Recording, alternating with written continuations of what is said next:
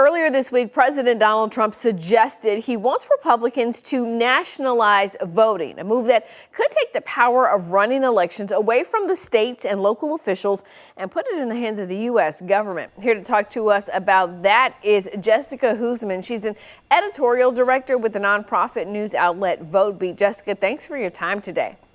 Thank you. So let's start with the basics. When did the president make these comments? So he made these comments earlier this week on a podcast with Dan Bongino, who was formerly in his administration, but has left the administration and is back to podcasting. So the comments were not very specific. As you note, he said he wants to nationalize elections. That word has a lot of different meanings, and he says he wants to do it in 15 places. What specifically those places are, I'm not sure. All right, the timing of this is really interesting because it came right after the FBI had raided an election center in Fulton County, Georgia, right? Tell us about that part of this. Yeah, absolutely. So the Fulton County, Georgia elections office has been under fire from Donald Trump since 2020 when he lost Georgia and then sort of centered his focus on the people and activities of Fulton County. And so last week, the FBI got a signed search warrant to seize not voting machines, but the ballots, the tabulator tapes, all of the things that you'd need to tabulate the 2020 election were taken out of that office in about 700 boxes that the FBI now has possession of. All right. You know, I thought it was interesting. I saw this, and I'm sure you did too. The White House seemed to walk back what he said a little bit, saying, oh, what he actually means is that we should pass the SAVE Act. That is a piece of legislation from a Texas congressman, Congressman Chip Roy, right here from the Central Texas area, that deals with proving your citizenship when you go to register to vote for a federal election. What do you know about the SAVE Act?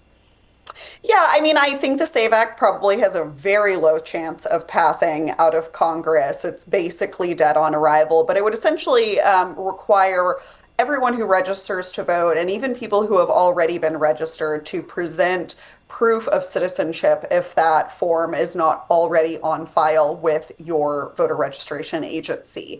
And so I, for example, don't believe my birth certificate is probably on file with the Texas Department of Public Safety, which is where the driver's license are issued and where I would have registered to vote. So there's a chance I may have to do that. It's not just new voters under this plan. And so, yes, you're right. He did try and roll back his comments to nationalize elections. This is what his White House press secretary says he means.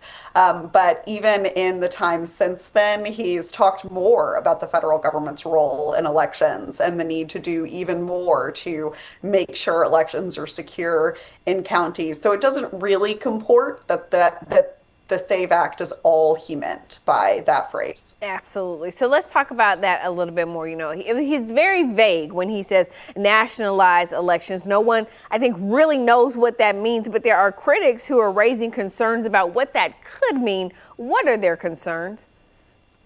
You know, I think their concerns are really that Trump will do more of what we saw in Fulton County, as we talked about. Are more counties going to get searched? Is he going to put ICE officers in front of the polls? I think it's really, really important for your viewers to know that there's lots of federal laws that would prevent a lot of that from taking place. There are also a ton of polling locations in the United States, so it would be logistically basically impossible to place an ICE agent in the front of every precinct, for example.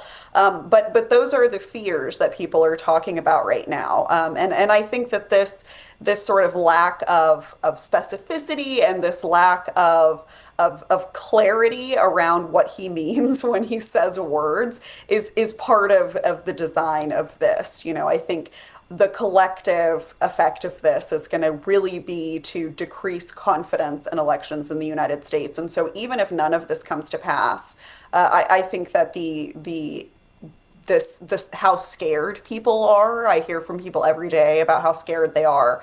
I think that that's part of the goal. And so that's entirely up to us. Yeah. Really important. And of course, make no mistake, it is intentionally happening within an election year with a very important midterm ahead of us in November. I agree. All right, editorial director Jessica Hoosman with VoteBeat, we thank you so much for your time.